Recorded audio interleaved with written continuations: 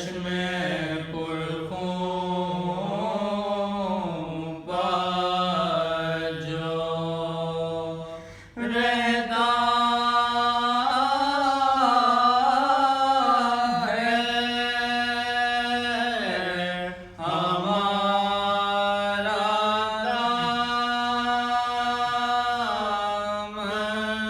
دامن گل کی طرح چاک ہے سارا دامن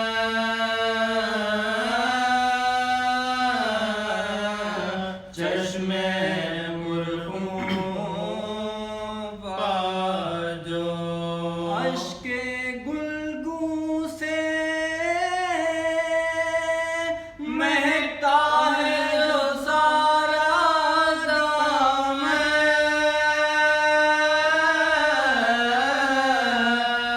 دامن ابر بہارا ہے ہمارا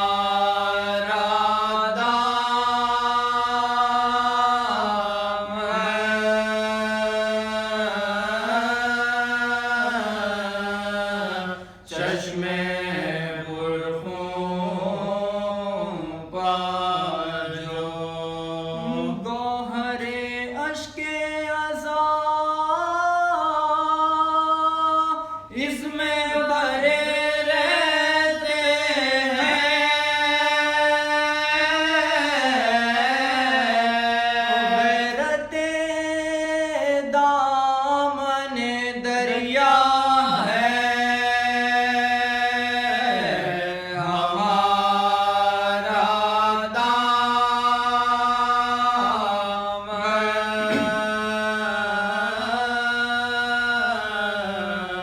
چشم پرخون پر جو رن میں زلف علی اکبر کی جو خوشبو مہکی عنبری ہو گیا ازدحام کا سارا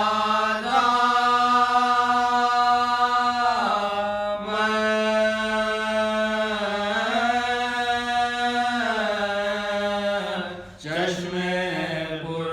پرخون پر جو جس طرح چاہیو لے جائیو ہے آل رسول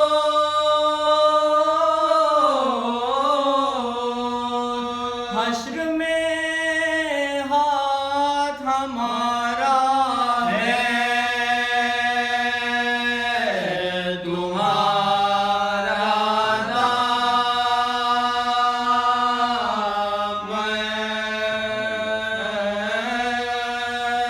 دامن چشم پرخون پر جو جا بجا وادیے پرخار میں کانٹے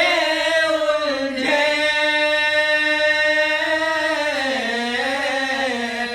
دھجیاں ہو گیا سجاد سارا دامن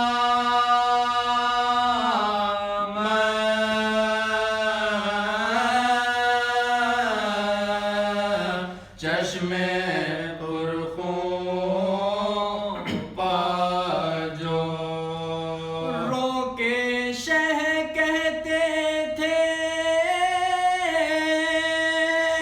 غربت میں موئے ہو اصغر لو کفن کے لیے حاضر ہے ہمارا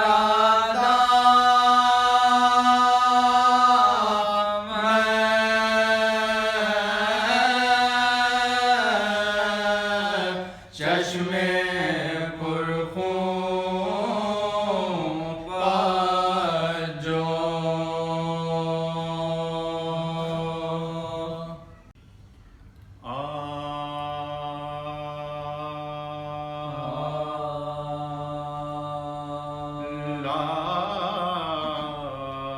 لاش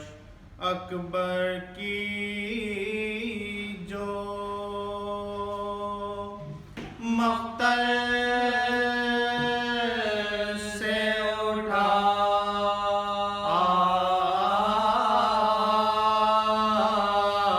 لائے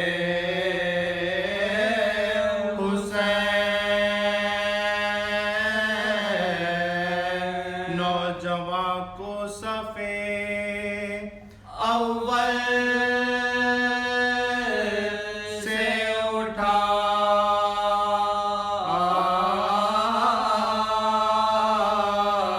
لائے حسین چاند کو شام کے بادل سے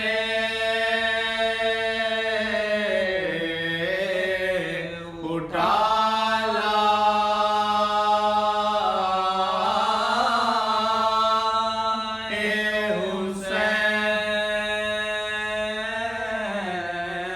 جابلب شیر کو جنگل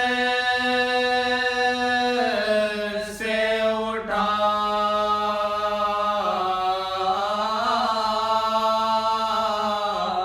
لائے حسین دی صدا لاش پسر آن کے لے جا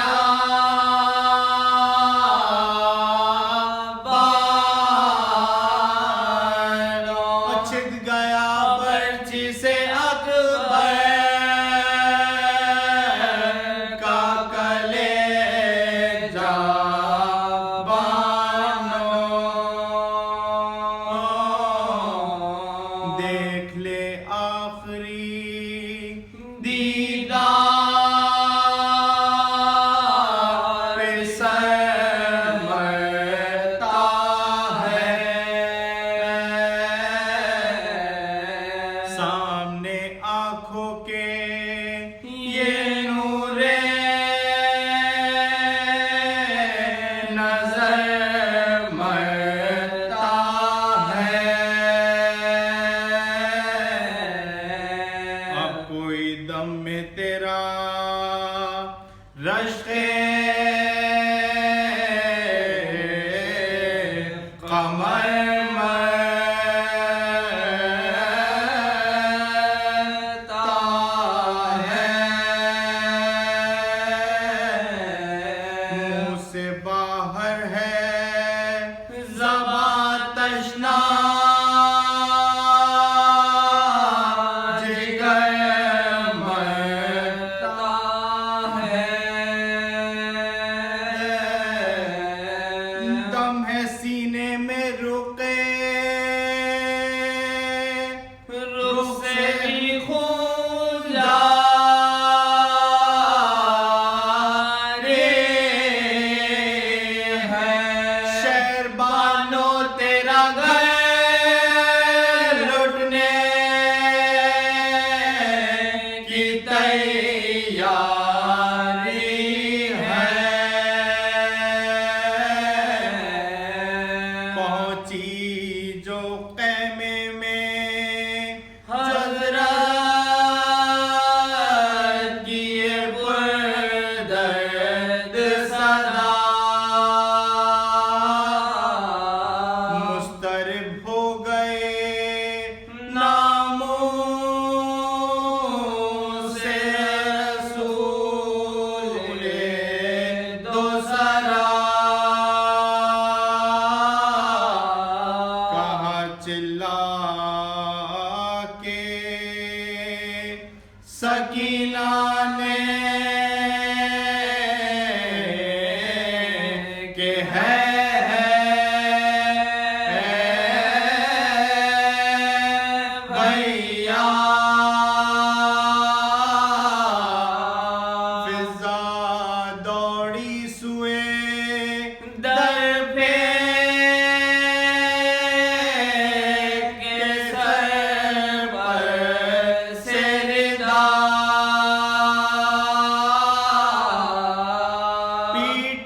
زینب بے پر نکل آئی باہر، بانو گھبرا کے کھلے سر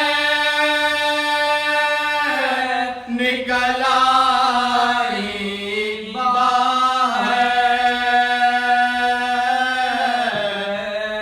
شہ کے کاندھے پا جوان بیٹے کو دیکھا جو نڈھا، ہاتھ پھیلا کے یہ چلا کے ہے میرے لال،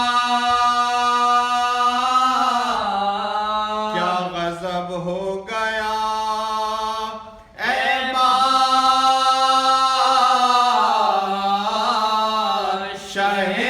نے،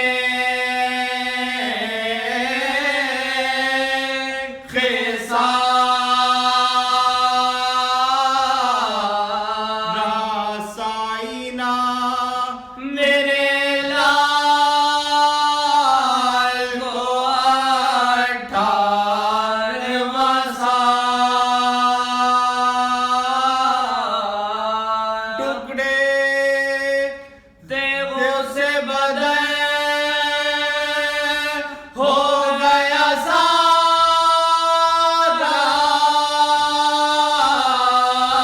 ہے، کون تھا جس نے میرے لال کو مارا ہے، میں تو سمجھی تھی کہ ہے سے بے کر آئے، ساتھ لے کر میرے فرزند کو سرور آئے، یہ نہ معلوم تھا اس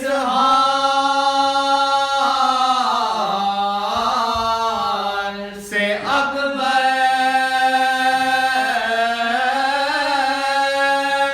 آئے، خوں میں ڈوبے ہوئے ہم شکلیں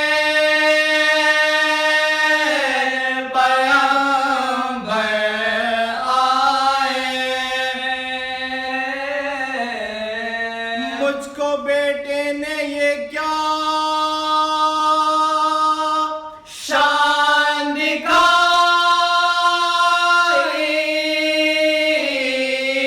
ہے، لٹ گئی بانوے لال شاہ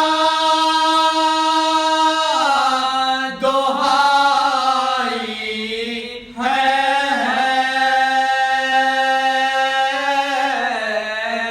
رو کے بانوں سے یہ فرمانے لگے سرور دین،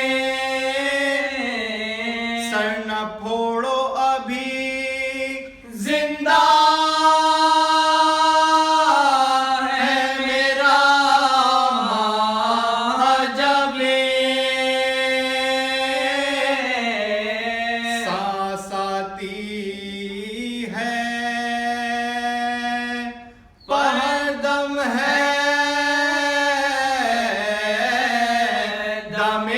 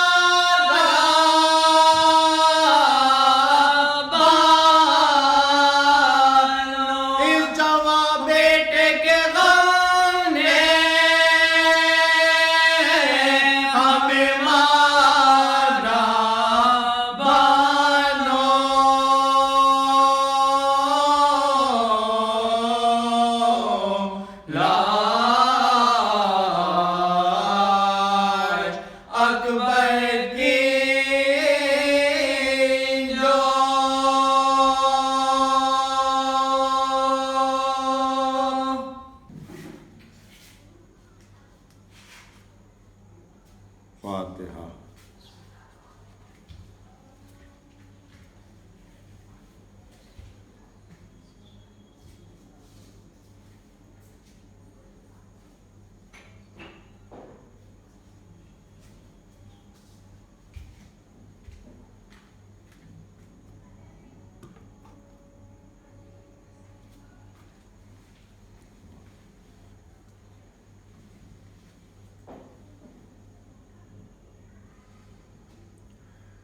اعوذ باللہ السمیع العلیم من الشیطان اللعین الرجیم، بسم اللہ الرحمن الرحیم، الحمد للہ رب العالمین، والصلاة والسلام علی اشرف الانبیاء والمرسلین، وسیدنا ونبینا وشفیعنا ابی القاسم محمد اللہم صلی علی محمد وآلہ الطیبین الطاہرین المعصومین، ولعنۃ اللہ علی اعدائہم اجمعین من یومنا ھذا الی یوم الدین۔ اما بعد فقد قال اللہ سبحانہ تبارک وتعالی فی کتابہ المجید وفرقانہ الحمید، وهو أصدق الصادقین وقولہ الحق۔ بسم اللہ الرحمن الرحیم، کل شیء احصیناہ فی امام مبین۔ اللہم صلی علی محمد وآل محمد۔ سورہ یاسین کی یہ آیہ کریمہ جس کے ذیل میں گفتگو مسلسل ہے کہ ارشاد ہو رہا ہے کہ ہم نے اس پوری کائنات کا علم امام مبین کو دے دیا ہے، امام مبین کے سپرد کر دیا ہے۔ اب یہاں پر سوال یہ پیدا ہوتا ہے کہ خالق کائنات نے امام مبین کو یہ علم کیوں عطا کیا، امام مبین کو یہ علم کیوں دے کر اس نے کائنات نے بھیجا؟ تو عزیزان محترم، اس علم کو خالق کائنات نے امام مبین کو اس لیے عطا کیا کہ تاکہ لوگوں کو اس کی معرفت حاصل ہو سکے، یعنی یہ جب اپنے علم کا مظاہرہ کریں گے اور اس علم کے ذریعے سے، اس معجزات کے ذریعے سے دنیا کو حیرت میں ڈالیں گے، اور اس کے بعد اس کی بارگاہ میں جا کر 5 وقت اپنی جبین عقیدت کو جھکائیں گے، تو دنیا یہ سوچنے پر مجبور ہوگی کہ جب یہ اتنے باکمال ہیں تو پھر وہ کتنا باکمال ہوگا جس کی بارگاہ میں یہ اپنی جبین عقیدت جھکا رہے ہیں۔ اور اس آیت کی تفسیر کے سلسلے میں یہ عرض ہوا ہے کہ جس وقت یہ آیت نازل ہوئی تو لوگ پیغمبر اسلام کے پاس آئے، اور آنے کے بعد دریافت کیا کہ اللہ کے رسول یہ بتائیے کہ امام مبین سے کون مراد ہے؟ کیا امام مبین سے توریت مراد ہے؟ آپ نے جواب دیا کہ نہیں، امام مبین سے توریت مراد نہیں ہے۔ پھر سوال ہوا کہ کیا امام مبین سے زبور مراد ہے؟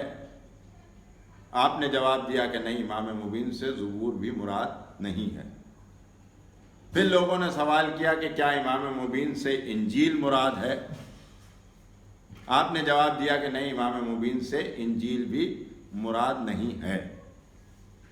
ابھی یہ گفتگو چل ہی رہی تھی کہ دفعتاً مولا کائنات سامنے سے آتے ہوئے نظر پڑے، جیسے ہی علی کو آتے ہوئے دیکھا پیغمبر اسلام کے چہرے پر مسکراہٹ آئی، اور اس کے بعد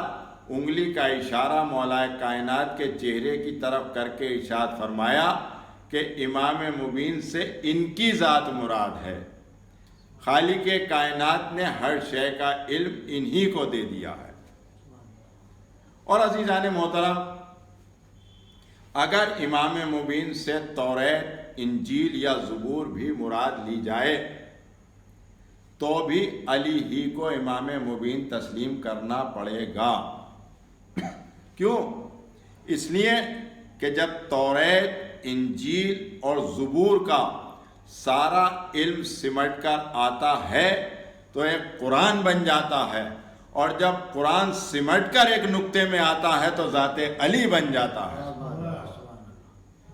جب پورا قرآن سمٹ کر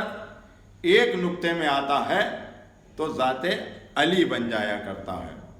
اور خود میرے مولا نے جناب ابن عباس سے جس وقت مولا قرآن کی تفسیر بیان کر رہے تھے، بسم اللہ کی تفسیر امام نے بیان کرنی شروع کی، پوری رات گزر گئی، صبح کی نماز کا وقت آ گیا، مگر بسم اللہ کی تفسیر مکمل نہ ہو سکی۔ بس مولا کائنات نے آخر میں اتنا ہی کہا کہ ابن عباس بس اتنا سمجھ لو کہ جو کچھ پورے قرآن میں ہے وہی سب کچھ سورہ یاسین میں ہے، اور جو کچھ سورہ یاسین میں ہے وہی سب کچھ سورہ حمد میں ہے، اور جو کچھ سورہ الحمد میں ہے وہی سب کچھ بسم اللہ میں موجود ہے، اور جو کچھ بسم اللہ میں ہے وہی سب کچھ بائے بسم اللہ میں ہے، اور جو کچھ بائے بسم اللہ میں ہے وہی اس نقطے میں ہے جو بسم اللہ کی بے کے نیچے لگا ہوا ہے، اور اس نقطے سے مراد میری ذات ہے۔ انا نقطۃ تحت البا، میں وہ نقطہ ہوں جو بسم اللہ کی بے کے نیچے لگا ہوا ہے۔ اب آپ کی سمجھ میں آیا کہ علی کی ذات کیا ہے؟ علی کی ذات وہ ہے کہ سمیٹ دو تو ایک نقطہ ہے، پھیلا دو تو پورا قرآن ہے۔ صلوات پڑھیں محمد۔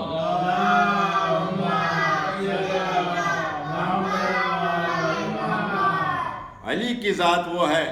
کہ سمیٹ دو تو ایک نقطے میں سمٹ جائے، پھیلا دو تو پورا 30 پاروں کا قرآن ہے۔ اسی لیے تو پیغمبر اسلام نے ارشاد فرمایا تھا کہ زینوا مجالسکم بذکر علی ابن ابی طالب، اے لوگوں اپنی مجلسوں کو علی ابن ابی طالب کے ذکر سے آراستہ کرو۔ کیوں؟ اس لیے کہ علی نفس رسول بھی ہیں اور نفس اللہ بھی ہیں، تو جب علی کا ذکر ہوگا تو رسول کا ذکر بھی ہو جائے گا، خدا کا ذکر بھی ہو جائے گا، اور خدا اور رسول دونوں کا ذکر عبادت ہے۔ اب یہاں پر سوال یہ پیدا ہوتا ہے کہ حضور مرسل اعظم نے مولائے کائنات ہی کے ذکر کے متعلق کیوں ارشاد فرمایا کہ اپنی مجلسوں کو علی ابن ابی طالب کے ذکر سے آراستہ کرو؟ اس لیے کہ تاریخ اسلام میں تو اور بہت بڑی بڑی ہستیاں موجود ہیں، کسی کے ذکر کے بھی متعلق ارشاد فرما دیتے کہ اپنی مجلسوں کو فلاں کے ذکر سے آراستہ کرو، اپنی مجلسوں کو فلاں کے ذکر سے زینت دو، اپنی مجلسوں کو فلاں کے ذکر سے آراستہ کرو۔ لیکن نہیں، اللہ کے رسول نے کسی کے متعلق ارشاد نہیں فرمایا سوائے اس کے کہ زینوا مجالسکم بذکر علی ابن ابی طالب۔ چلو اچھا، ان میں سے کسی کے متعلق ارشاد نہ فرمایا تھا تو 1,24,000 پیغمبروں میں سے کسی کے متعلق ارشاد فرما دیتے، یعنی جیسے جناب آدم کے لیے ارشاد فرما دیتے کہ جناب آدم تو وہ ہیں کہ جو سب سے پہلے روئے زمین پر تشریف لائے، ابو بشر بن کر آئے، کاروان آدمیت انہی کے دم سے آگے بڑھا، اللہ نے انہیں اپنا خلیفہ بنا کر بھیجا، تو ان کے ذکر کے متعلق ارشاد فرما دیتے کہ اے لوگوں اپنی مجلسوں کو جناب آدم کے ذکر سے آراستہ کرو۔ لیکن نہیں، اللہ کے رسول نے جناب آدم کے متعلق ارشاد نہیں فرمایا۔ اچھا چلیے جناب آدم نہ صحیح تو جناب نوح کے متعلق ارشاد فرما دیتے کہ اپنی مجلسوں کو جناب نوح کے ذکر سے سجاؤ، جناب نوح کے ذکر سے آراستہ کرو،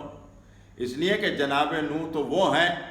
کہ جنہوں نے ایسے سخت دور اور ماحول میں اللہ کے دین کی تبلیغ کی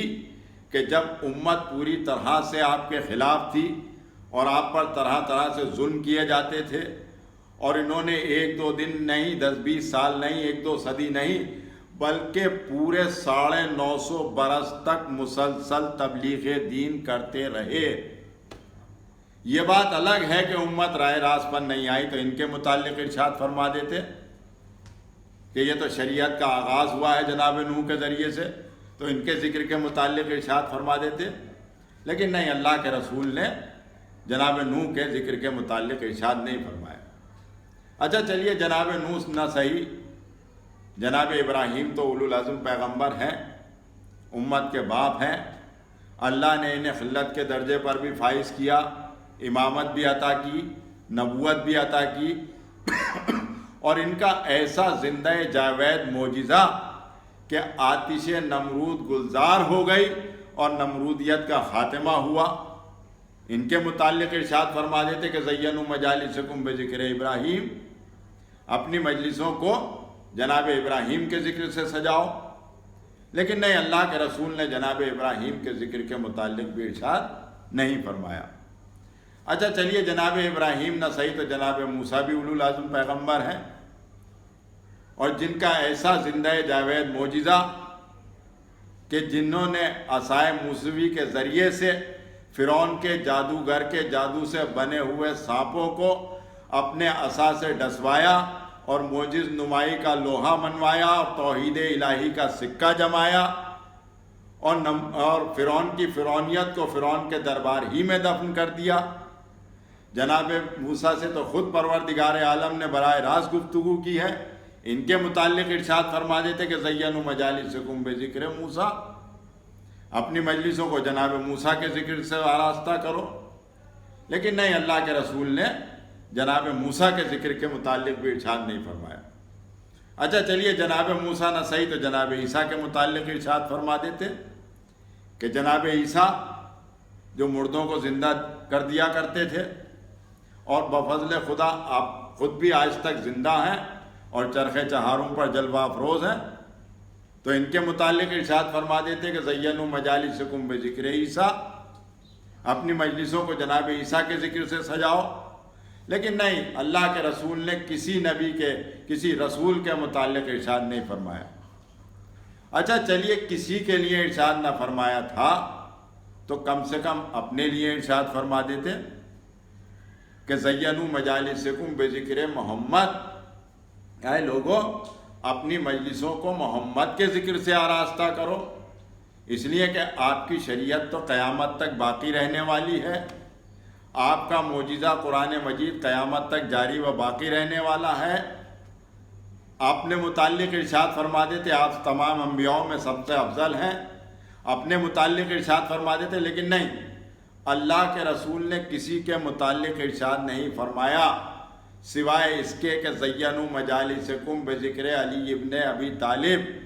میں کہوں گا کہ اللہ کے رسول اس میں کیا راز پوشیدہ ہے، اس میں کیا مصلحت پوشیدہ ہے کہ آپ نے کسی کے ذکر کے متعلق ارشاد نہیں فرمایا سوائے اس کے کہ اپنی مجلسوں کو علی ابن ابی طالب کے ذکر سے آراستہ کرو۔ تو عجب نہیں کہ اللہ کے رسول جواب دیں کہ تم کہاں تک کرتے اور کس کس کا ذکر کرتے، اس لیے میں نے تمہیں ایک آسان سا نسخہ دے دیا، وہ کیا کہ زینوا مجالسکم بذکر علی ابن ابی طالب، اپنی مجلسوں کو علی ابن ابی طالب کے ذکر سے آراستہ کرو۔ کیوں؟ اس لیے کہ علی کا ذکر وہ ذکر ہے کہ جس کو کرنے سے آدم کا ذکر بھی ہو جائے گا، نوح کا ذکر بھی ہو جائے گا، ابراہیم کا ذکر بھی ہو جائے گا، موسیٰ کا ذکر بھی ہو جائے گا، عیسیٰ کا ذکر بھی ہو جائے گا, یعقوب کا ذکر بھی ہو جائے گا, یوسف کا ذکر بھی ہو جائے گا, ایوب کا ذکر بھی ہو جائے گا. کیوں؟ اس لیے کہ علی کی ذات ایک گلدستہ ہے جس میں آدم کا علم بھی ہے, نوح کا تقوی بھی ہے, ابراہیم کی خلت بھی ہے, موسیٰ کی ہیبت بھی ہے, عیسیٰ کا زہد بھی ہے, یعقوب کا حزن بھی ہے, یوسف کا حسن بھی ہے, ایوب کا صبر بھی ہے. علی کمالات انبیاء کا آئینہ ہے. علی کا ذکر کرنے سے تمام انبیاء کا ذکر ہو جائے گا, میرا ذکر ہو جائے گا, خدا کا ذکر ہو جائے گا, اور خدا کا ذکر عبادت ہے. صلوات پڑھیں.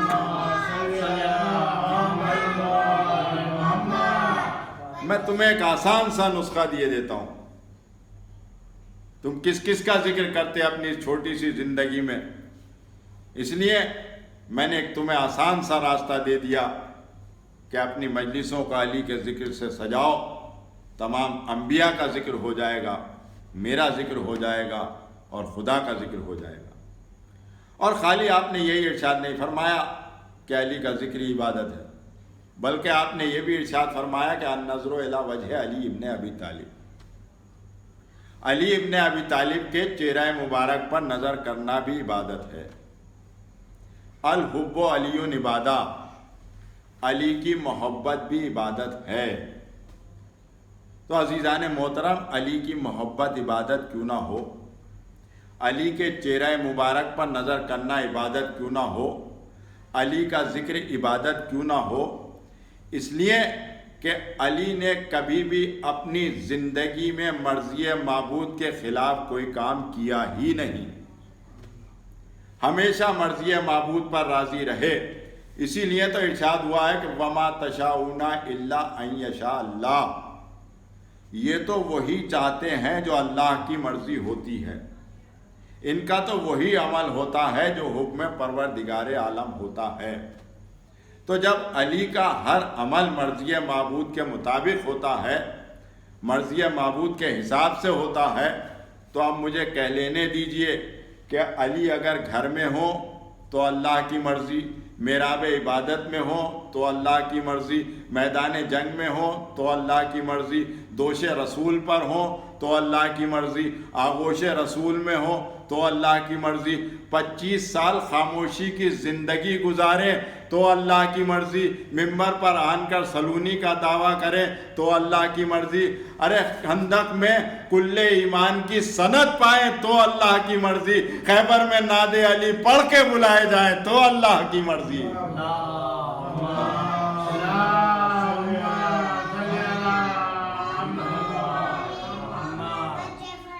تو جب علی کا ہر قدم مرضی معبود کے مطابق اٹھتا ہے اور ساری زندگی مرضی معبود کے مطابق گزرتی ہے, تو اب مجھے کہہ لینے دیجئے, اس لیے کہ مرضی معبود کے مطابق عمل کرنے کا نام ہی عبادت ہے. تو اب مجھے کہہ لینے دیجئے کہ علی کا جب ہر قدم مرضی معبود کے مطابق اٹھتا ہے, تو اب مجھے کہہ لینے دیجئے کہ علی کا اٹھنا عبادت, علی کا بیٹھنا عبادت, علی کا سونا عبادت, علی کا جاگنا عبادت, علی کی خاموشی عبادت, علی کا بولنا عبادت, علی کا رکنا عبادت, علی کا چلنا عبادت, علی کی محبت عبادت, علی کے چہرے پر نظر کرنا عبادت, علی کا ذکر بھی عبادت. صلوات پڑھیں محمد.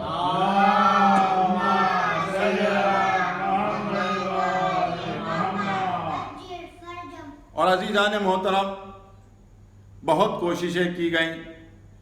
کہ کسی طرح سے ذکر کو مٹا دیا جائے, ذکر کرنے والے نہ رہیں, اور ایسا ہوا بھی.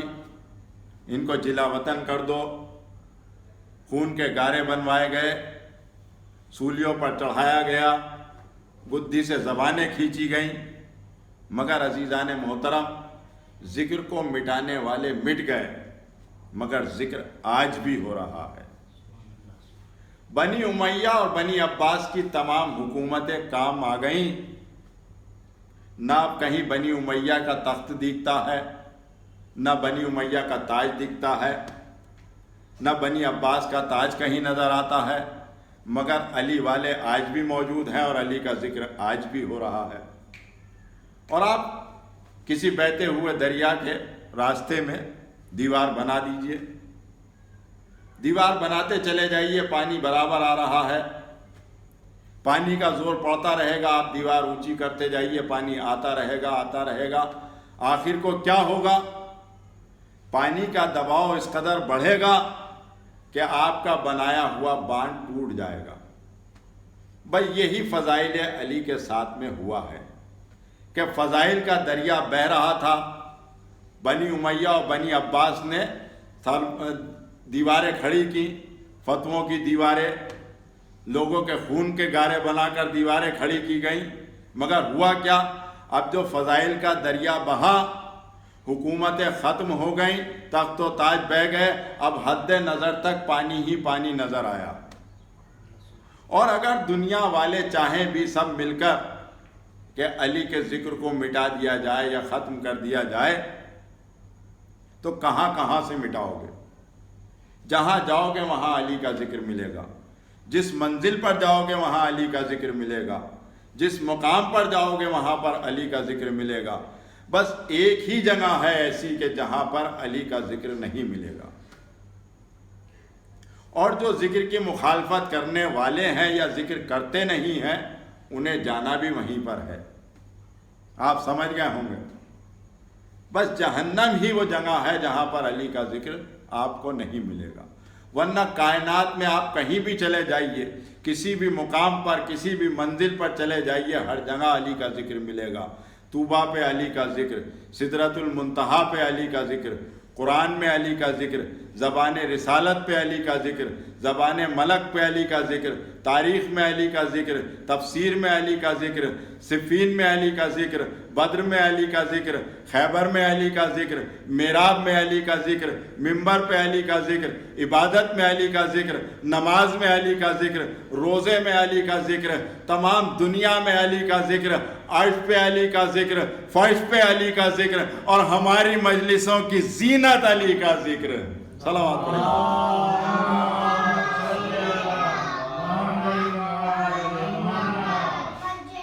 کہاں کہاں سے علی کے ذکر کو مٹاؤ گے؟ جہاں جاؤ گے وہاں علی کا ذکر ملے گا،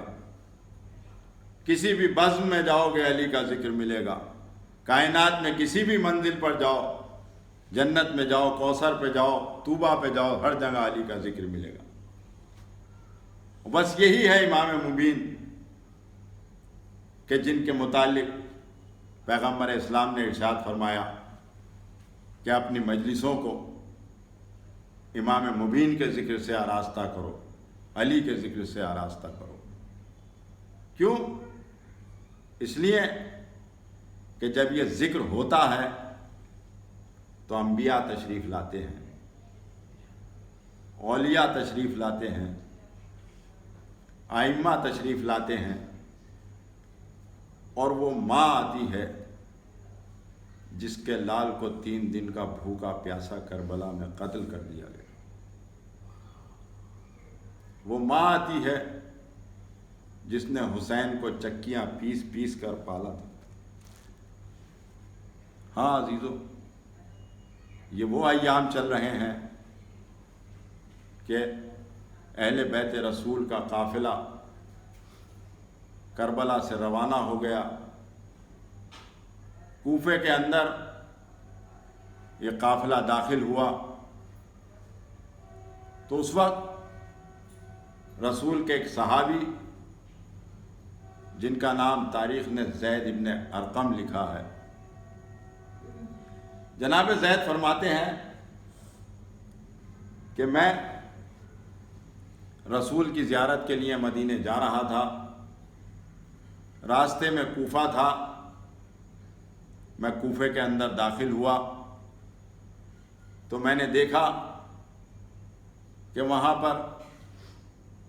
لوگ بازاروں میں گھوم رہے ہیں، نئے نئے کپڑے پہنے ہوئے ہیں، ایسا معلوم ہوتا ہے کہ جیسے کوئی تہوار ہو۔ میں نے کسی سے دریافت کیا کہ یہ غیر معمولی خوشی کیسی ہے، لوگ نئے نئے کپڑے پہنے ہوئے کیوں گھوم رہے ہیں، تماشائیوں کا مجمع کیوں اکٹھا ہو رہا ہے؟ تو کسی نے جواب دیا کہ خارجی نے یزید پر خروج کیا تھا، اسے قتل کر دیا گیا ہے اور اس کے ناموس کو عبرت کے لیے کوفے میں لایا جا رہا ہے۔ تو جناب زید کہتے ہیں میں یہ سن کر اپنے راستے چل دیا، مگر ابھی کچھ دور چلا تھا کہ پیچھے سے ایک قافلے کے آنے کی آواز سنائی دی، اور اس قافلے سے ایسی آوازیں آ رہی تھیں کہ میرے قدم آگے نہ بڑھ سکے، میرے چلتے ہوئے قدم رک گئے، اور دل نے یہ کہا کہ دیکھ تو صحیح کہ یہ قافلہ کس کا ہے اور یہ لوگ کہاں سے آ رہے ہیں۔ میں راستے پر ایک طرف کھڑا ہو گیا، قافلہ آگے بڑھنے لگا۔ سب سے پہلے میں نے دیکھا کہ ایک اونٹ ہے جس پر کجاوا نہیں ہے، اس پر ایک انتہائی نحیف و لاغر جوان سوار ہے، اور اس کا عالم یہ ہے کہ اس کے پیروں کو اونٹ کے پیٹ سے باندھا گیا ہے اور اس کے ہاتھوں کو پسے گردن باندھا ہوا ہے۔ جب وہ اونٹ چلتا ہے تو وہ جوان ہر مرتبہ گرنے کے قریب ہوتا ہے اور یا علی مدد کہہ کر سنبھل جاتا ہے۔ جب میں نے علی کا نام سنا تو میں یہ سوچنے لگا کہ یہ کون سے علی کو پکار رہا ہے، کہیں یہ وہی علی تو نہیں ہے جو مدینے والے ہیں، جو میرے مولا ہیں۔ بس یہ قافلہ آگے بڑھا، اس کے بعد نیزوں پر کچھ سر آئے، اس میں کچھ سر بوڑھوں کے تھے، کچھ جوانوں کے سر تھے، کچھ بچوں کے سر تھے، اور کچھ سر اتنے چھوٹے تھے کہ ایسا معلوم ہوتا تھا کہ ان بچوں کا تو ابھی دودھ بھی نہیں چھوٹا ہوگا۔ یہ کیسے خارجی ہیں کہ جنہوں نے یزید پر خروج کر دیا، ننھے ننھے بچوں کو ان لوگوں نے قتل کر دیا۔ اور میں نے دیکھا کہ اس سر میں سے، ان سروں میں سے ایک سر ایسا بھی تھا جو تلاوت کلام پاک کر رہا تھا، سورہ کہف کی تلاوت کر رہا تھا۔ میں دیکھ کر حیرت میں پڑ گیا کہ یہ کیسے لوگ ہیں کہ ان کے سر و تن میں جدائی ہو گئی مگر قرآن سے ان کا رشتہ اب بھی باقی ہے۔ بس اس کے بعد قافلہ آگے بڑھا، اونٹوں پر کچھ بیویاں آئیں، کچھ ننھے ننھے بچے تھے، مگر ان بیویوں کے سروں پر چادریں نہیں تھیں، اس کے باوجود بھی وہ کسی شریف گھرانے کی معلوم ہوتی تھی، اس لیے کہ سروں پر چادریں نہ ہونے کے باوجود بھی انہوں نے اپنے چہروں کو اپنے بالوں سے چھپا رکھا تھا۔ بس ایک مرتبہ میں یہ دیکھ کر بے چین ہو گیا اور میں نے یہ چاہا کہ ان سے معلوم کروں کہ یہ کس قوم و قبیلے کے رہنے والے ہیں۔ میں قافلے کے پیچھے پیچھے چل دیا۔ کچھ دور جانے کے بعد جب قافلے نے منزل لی اور میں ان بیویوں کے قریب ہوا، میں ذرا سا ان بیویوں کے قریب جانا چاہتا تھا کہ ان میں سے ایک بی بی کی آواز آئی، اے شخص، ہم ناموس رسول ہیں، ہم پر نامحرم کا نظر کرنا حرام ہے۔ میں یہ سننا تھا کہ میں تھر تھر کانپنے لگا، ارے ناموس رسول کو اسیری سے کیا تعلق ہے؟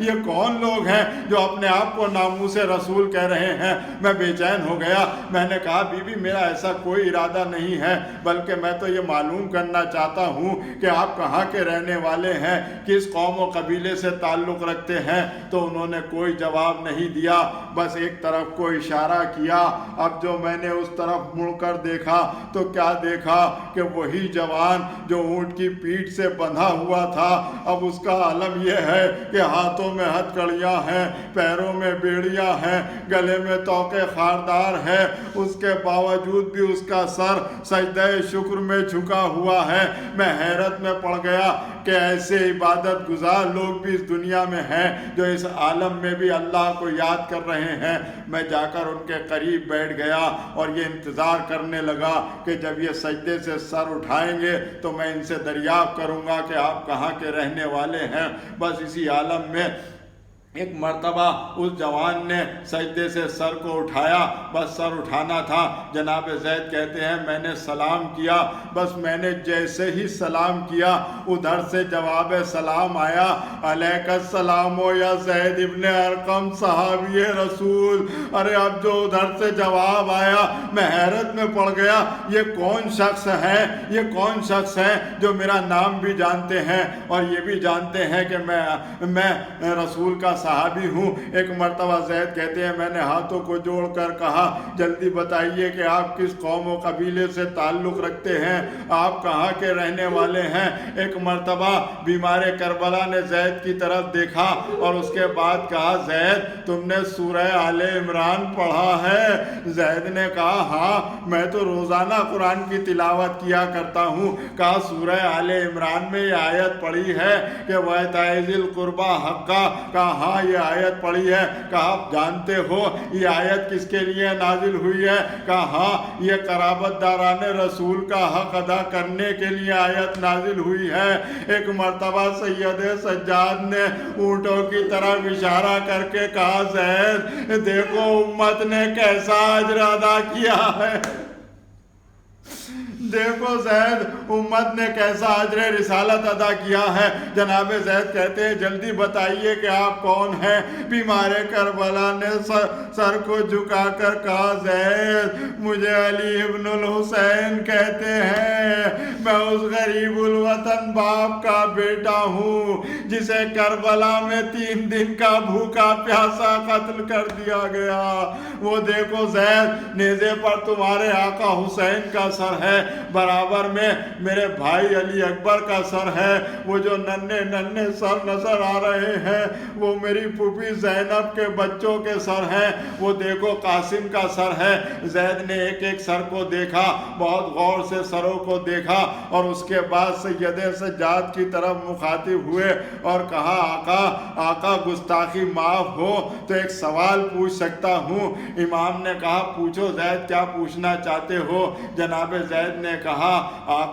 آقا میں نے یہ سنا تھا کہ بی بی سیدہ کی شہادت کے بعد مولا کائنات نے ایک عقد اور کیا تھا اس خیال سے کہ اس سے میرے ایک بہادر بیٹا پیدا ہو جو کربلا میں میرے حسین کے کام آ سکے۔ کہا ہاں۔ کہا پھر میں نے یہ بھی سنا تھا کہ علی کے گھر میں عباس کی ولادت ہوئی ہے، عباس بالکل شبیہ علی ہیں، اسی طرح سے جنگ کرتے ہیں، عباس دنیا کا سب سے بہادر انسان ہے۔ کہا ہاں میرا چچا ایسے ہی بہادر ہے۔ کہا گستاخی معاف ہو ایک سوال پوچھ سکتا ہوں؟ کہا پوچھو زید۔ ایک مرتبہ جناب زید نے کہا آقا یہ بتائیے کیا اس مارکے میں عباس نے حسین کا ساتھ نہیں دیا؟ بھئی یہ سننا تھا کہ سید سجاد غصے سے کانپنے لگے اور ڈپٹ کر کہا زید ارے تو نے میرے غیرت دار چچا کے لیے ایسا سوچا بھی کیسے؟ تیرے دل میں یہ خیال آیا کیسے؟ تو نے یہ سوچا کیسے کہ میرا چچا ایسی بے وفائی کر سکتا ہے؟ کہا ایک مرتبہ زید تھر تھر کانپنے لگے اور کہا آقا میرے دل میں یہ خیال اس لیے آیا کیونکہ میں دیکھ رہا ہوں کہ حسین کا سر نیزے پر ہے، علی اکبر کا سر نیزے پر ہے، قاسم کا سر نیزے پر ہے، اون و محمد کے سر نیزے پر ہے، یہاں تک کہ 6 مہینے کے علی اصغر کا سر نیزے پر ہے، مگر آقا ان سروں میں مجھے کہیں پر بھی ابو الفضل العباس کا سر نظر نہیں آتا۔ سید سجاد نے سرو سینہ پیٹا، کہا دیکھ وہ گھوڑے کی گردن میں میرے چچا عباس کا سر ہے، وہ دیکھ گھوڑے کی گردن میں میرے چچا عباس کا سر لٹکا ہوا ہے۔ بس ایک مرتبہ زید کہتے ہیں آقا یہ بتائیے کہ سب کے سر نیزوں پر ہیں، یہ عباس کا سر گھوڑے کی گردن میں کیوں لٹکا ہوا ہے؟ سید سجاد نے کہا کہ میرے پاس الفاظ نہیں ہیں جو میں تجھے بتا سکوں، میرا چچا شہید ہے، میرا چچا زندہ ہے، تجھے جو کچھ پوچھنا ہے چل کر چچا سے پوچھ لے، چچا تجھے جواب ضرور دیں گے۔ بھئی یہ کہہ کر سید سجاد نے ہتھکڑیاں سنبھالی، بیڑیاں سنبھالی، توقع خاردار کو سہارا دیا، آہستہ آہستہ چلتے ہوئے آگے بڑھے۔ راوی یہ بیان کرتے ہیں کہ جب سید سجاد اپنی جگہ سے چلے تھے، عباس کی آنکھیں کھلی ہوئی تھی، جیسے ہی بھتیجے کو آتے ہوئے دیکھا غازی نے آنکھیں بند کر لی۔ سید سجاد نے ہاتھوں کو جوڑ کر کہا چچا آنکھیں کیوں بند کر لی؟ میں پاؤں کے چھالے دکھانے کے لیے نہیں آیا ہوں، میں کمر کے نیل دکھانے نہیں آیا ہوں، میں ہتھکڑیوں بیڑیوں کی شکایت کرنے نہیں آیا ہوں، یہ تو نانا کا صحابی آیا ہے، آپ سے کچھ پوچھنا چاہتا ہے۔ ایک مرتبہ عباس نے آنکھیں کھولی، کہا میرے لال یہ کیا پوچھنا چاہتا ہے؟ امام نے اشارہ کیا، زید آگے بڑھے۔ آگے بڑھنے کے بعد زید نے سلام کیا، السلام علیکہ والا امی عباس۔ جواب سلام آیا، علیکہ السلام یا زید ابن ارقم، کیا پوچھنا چاہتے ہو؟ ایک مرتبہ جناب زید نے سروں کی طرف اشارہ کر کے کہا آقا میں یہ دیکھ رہا ہوں کہ حسین کا سر نیزے پر ہے، علی اکبر اور اون محمد کے سر نیزے پر ہیں، یہ آپ کا سر گھوڑے کی گردن میں کیوں بندھا ہوا ہے؟ بس یہ سننا تھا۔ عباس کے چہرے کا رنگ زرد ہو گیا،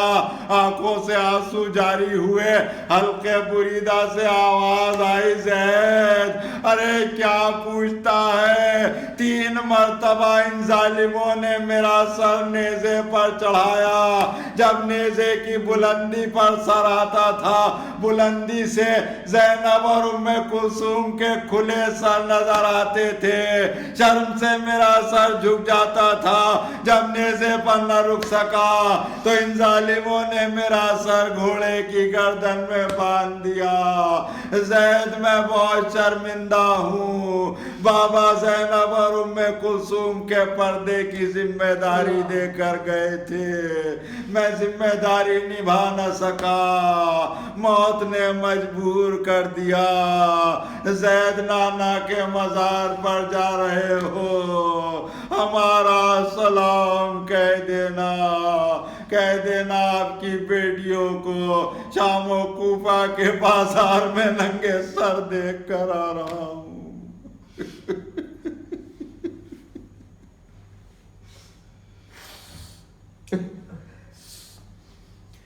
لعنت اللہ علی قوم الظالمین وسيعلم الذين ظلموا ایام منقلبی ینقلبون۔ پروردگار تجھے واسطہ ہے محمد اور آل محمد کا، ہماری اس مختصر سی عبادت کو قبول فرما۔ میرے مالک اس دنیا میں جتنے بھی لوگ بے روزگار ہیں ان سب کو روزگار عطا کر دے۔ میرے مالک اس دنیا میں جتنے بھی لوگ مقروض ہیں جناب مسلم کے صدقے میں ان سب کے قرضوں کو ادا کرا دے۔ میرے مالک اس دنیا میں جتنے بھی لوگ بے اولاد ہیں جناب ام کلثوم کی محرومی اولاد کے صدقے میں ان سب کو اولاد عطا کر دے۔ میرے مالک تجھے واسطہ ہے بیمار کربلا کی بیماری کا، جناب فاطمہ صغریٰ کی بیماری کا، اس دنیا میں جتنے بھی لوگ بیمار ہیں ان سب کو صحت عطا کر دے۔ میرے مالک ہمارے سروں پر ہمارے مراجع اکرام اور عالم دین کے سائے کو قائم و دائم رکھ اور ہمیں ان کا سچا پیروکار بننے کی توفیق عطا کر دے۔ میرے مالک تجھے واسطہ ہے جناب چوتھے امام کی بیماری کا، دنیا میں پھیلی ہوئی اس کرونا نام کی بیماری کو جلد از جلد نیست و نابود فرما۔ میرے مالک جہاں جہاں بھی شیعان حیدر کرار ہیں، عزاداران امام مظلوم ہیں، ان کی جان و مال و عزت و آبرو اور صحت کی حفاظت فرما۔ میرے معبود اب زیادہ امتحان نہ لے، منتقم خون حسین ہمارے امام زمانہ کو اس دنیا میں بھیج دے اور ہمارے اعمالوں کو اس قابل بنا دے کہ ہم ان کے انصار و اعوان میں شمار ہو سکیں۔ صبر کر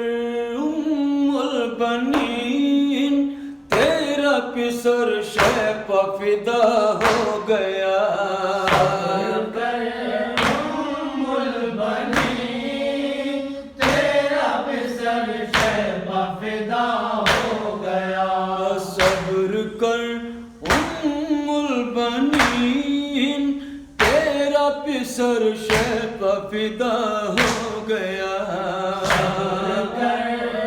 ام البنین، تیرا پسر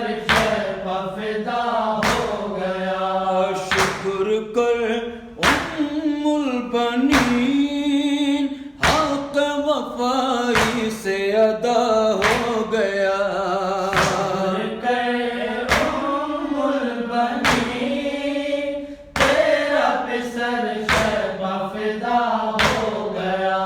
شب گئی عاشور کی عاشور کی صبح نمایاں ہوئی نمایاں ہوئی آ گئی فوج شقی فوج شقی گر گئے ابن علی سینہ سپر ہو گیا شبیر کا صبر کر ام البنی تیرا پسر شیبہ فدا ہو گیا عرض کی شبیر سے